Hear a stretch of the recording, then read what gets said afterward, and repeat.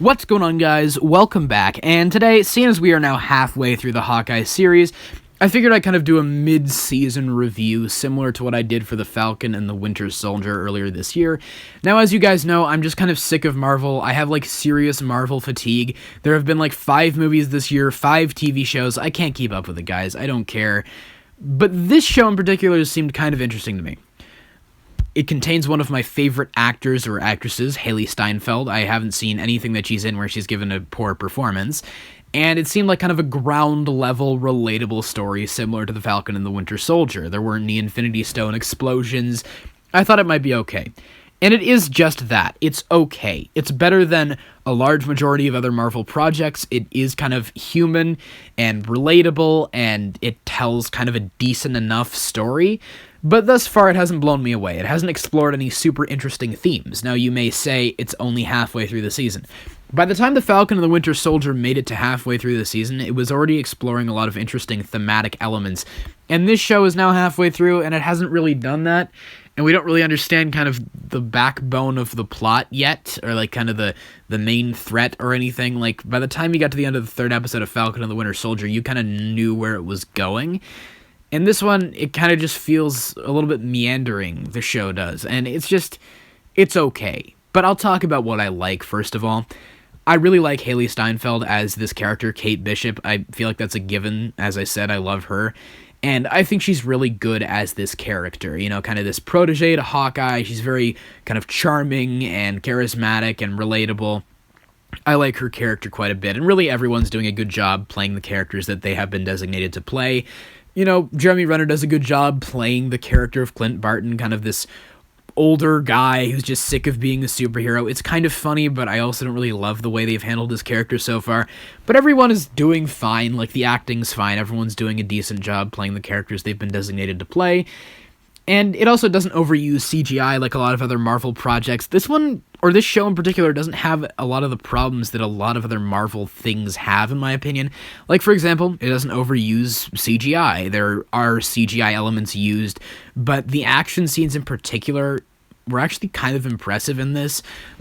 There aren't a lot of action scenes, or there have not been a lot of action scenes thus far, but the one that we saw in the 3rd episode, the car chase scene, was really kind of cool and creative, where they have this one-take shot as they're pulling out and the chase starts, and it's just a fun, creative action scene, and it doesn't overuse CGI to the point where I just can't take it seriously, and it pulls me out because everything looks fake.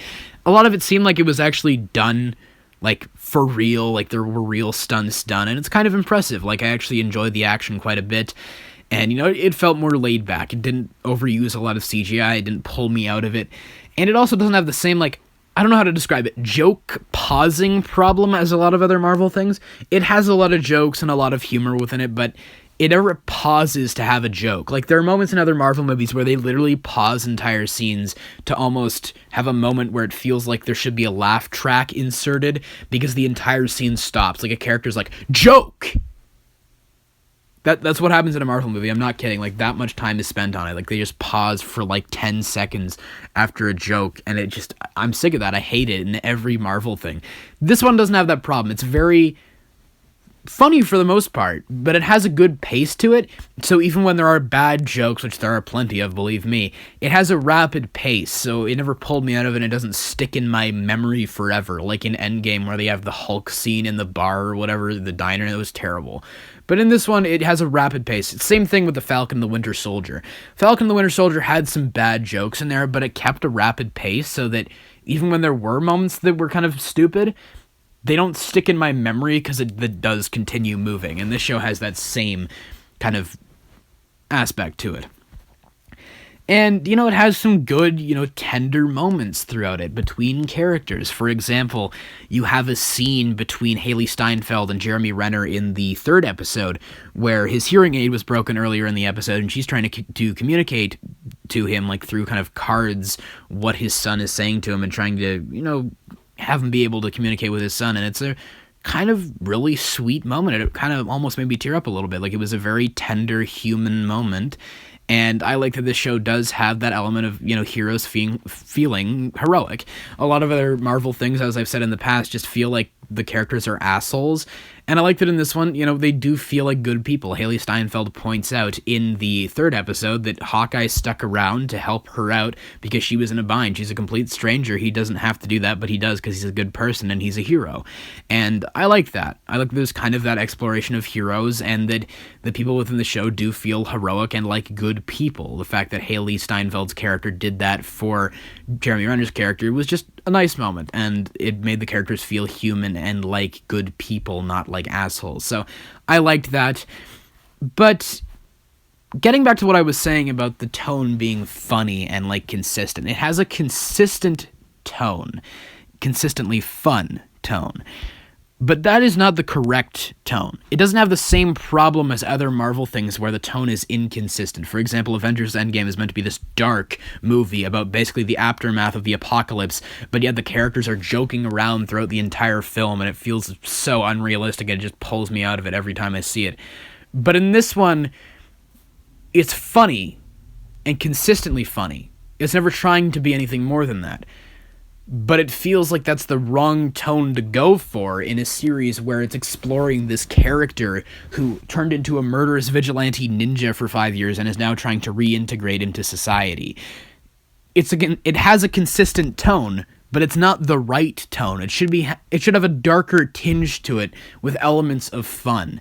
And it doesn't really have that. It's just fun with elements of darkness to it, which doesn't feel like that's the way the show should go. It also feels like it's trying to be too meta. Like, for example, they have this musical, Rogers the Musical, in the first episode. And I've seen people pointing out that that's kind of, like, really disingenuous. Like, imagine if in real life we made a stage play or musical about the events of 9/11. Like, in this universe, the attack on New York was, like, this apocalyptic event, like, similar to 9/11, if not worse.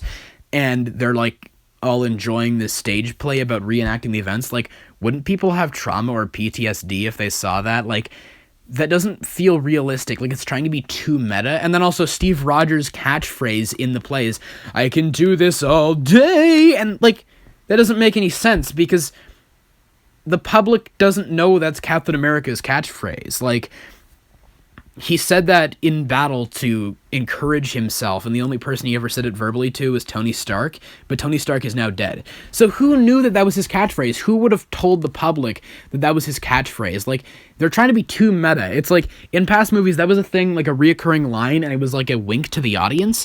But now they're trying to, like, wink to the audience, but also have it be, like, this, like, double fourth wall thing where it's like they're winking at the audience within the universe and at the audience watching the show. And it's trying to be, like, too meta to the point where it doesn't feel realistic and it pulls me out of it. Like, this show's trying to be ground level and realistic, and that's just too meta. Like, it pulls me out of it. I don't buy that. That just seems really stupid. And the show also suffers because of how rushed a lot of the prior movies were containing this character. For example, a lot of the show revolves around Clint and, the aftermath of him being this murderous vigilante for 5 years. And despite that, we don't really get that fully. We don't feel fully invested, at least I don't feel fully invested in that part of the story because it was so rushed over in Avengers Endgame. We see one scene of him killing guys, and we don't really ever get a vibe of the acts that he's doing and how truly bad or heinous the actions that he's taking really are. So in this show, when Clint's talking about how he's not a role model and he's done all these horrible, immoral things in the past, we don't really get a vibe of that. We never did. They try to give us that through this character Echo, who with herself just feels kind of unnecessary because she's not even going to be the main character, and her flashback scene takes up like a quarter of the third episode. And if she's going to get her own Disney Plus show, which apparently has been already announced, then it feels really pointless that they're spending so much time on her in this show where they could be spending that time to develop Clint and Kate's characters more, but that's besides the point. They try to give you kind of this perspective of a person who has been directly affected by Hawkeye, because you see in this flashback that this villain character, Echo, who's deaf, her father was killed by Clint as Ronin.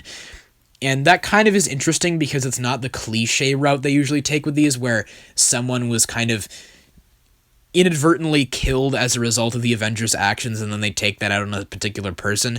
In this case, it was a particular person that they're taking their kind of hatred out on. But even then, they believe it's Kate because Kate puts on the suit. And I just don't buy that at all because how has no one pieced together that Clint Barton or Hawkeye was the Ronin?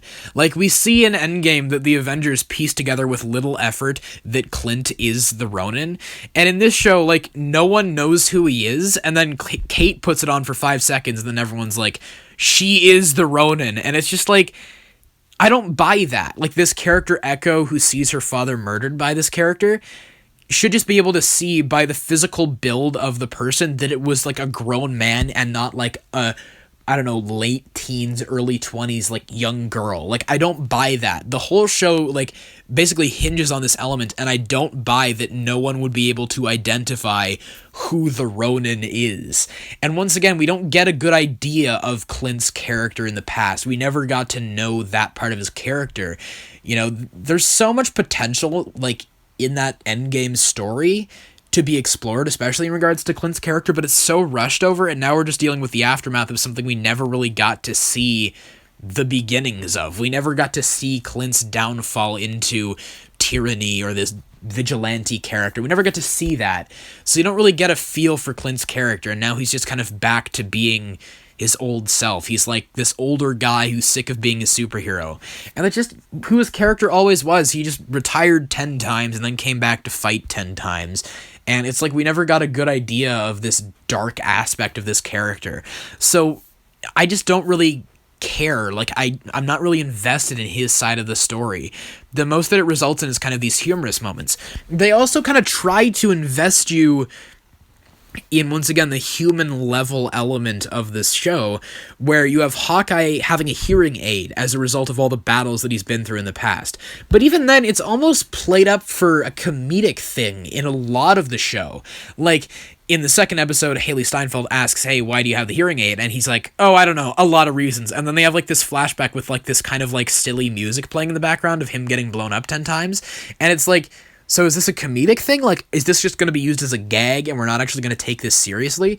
Because I actually find that interesting, because we barely ever see the impact that these events have on the characters within those stories. So I actually thought that would be interesting. But they play it up comedically for a lot of it, and then in the third episode, after the hearing aid gets destroyed, they kind of try to play it up to be comedic, where Haley Steinfeld says something, and then Hawkeye says something that is, like, identical to what she said, and she thinks that he understands what she's saying somehow, and it's like, it's a joke for most of it. The only time they don't play it up as a joke is when she's trying to help him communicate with his son, which was a really tender, sweet, kind of nice moment, but that's it. Like, it was kind of almost always played up as a comedic element, and I'm like, this was so potentially interesting, and you're just gonna play it up kind of comedically.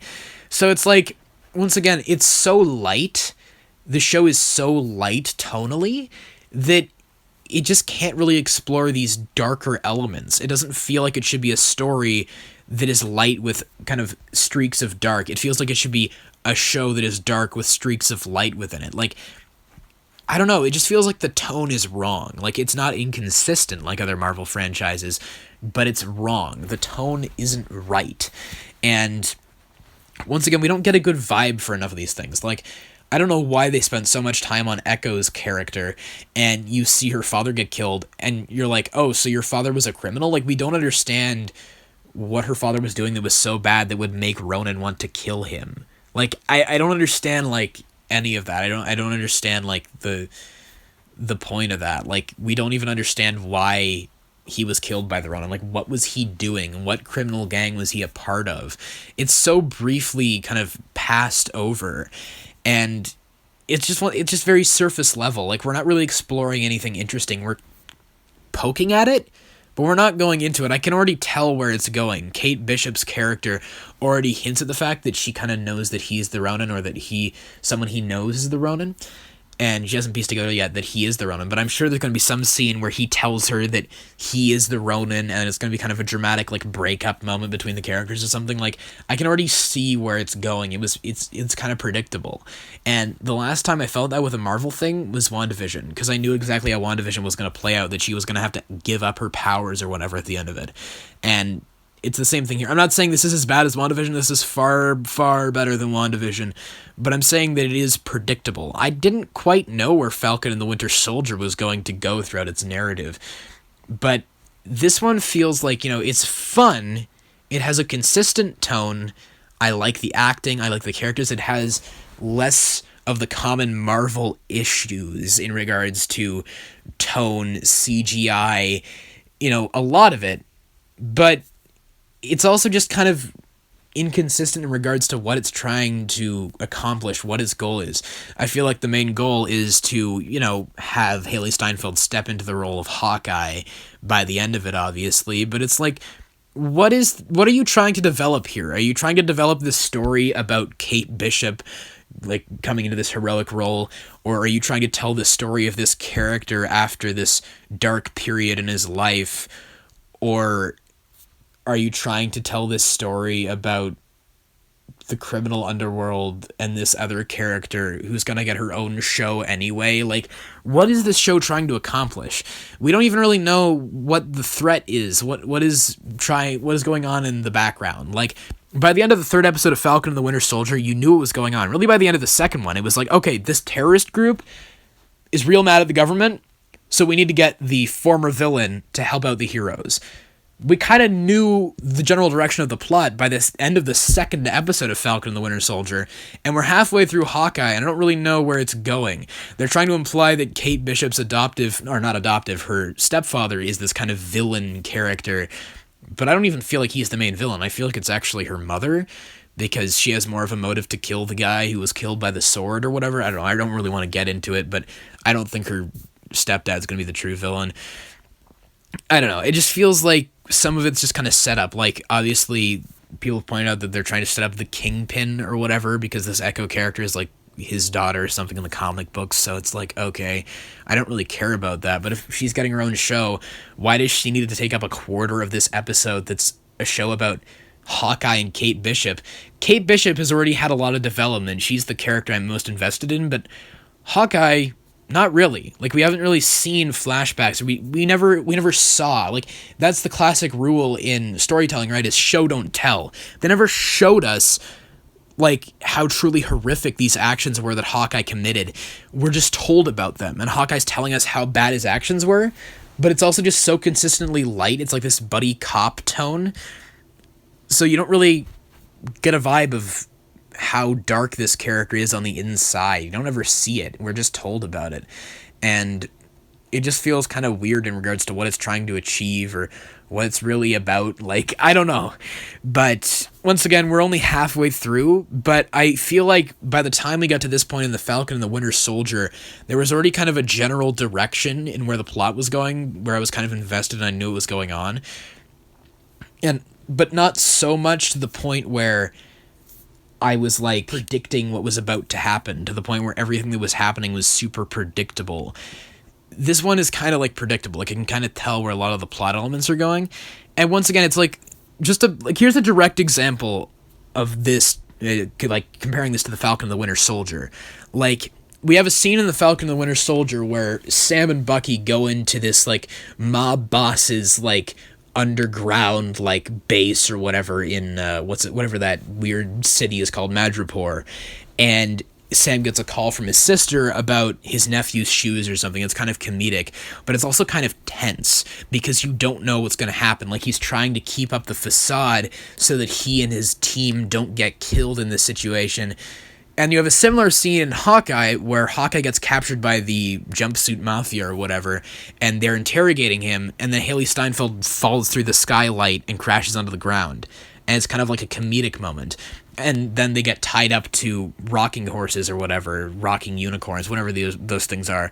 And it's just kind of like mostly comedic. Like, when he and Haley Steinfeld are being held captive, she starts talking to this one guy who had tickets to an Imagine Dragons show, and it's mostly playing up the comedic aspect. Falcon and the Winter Soldier balanced it better. They were able to kind of take a perfect balance of these more tense elements and comedic elements and blend them together to create a really good scene.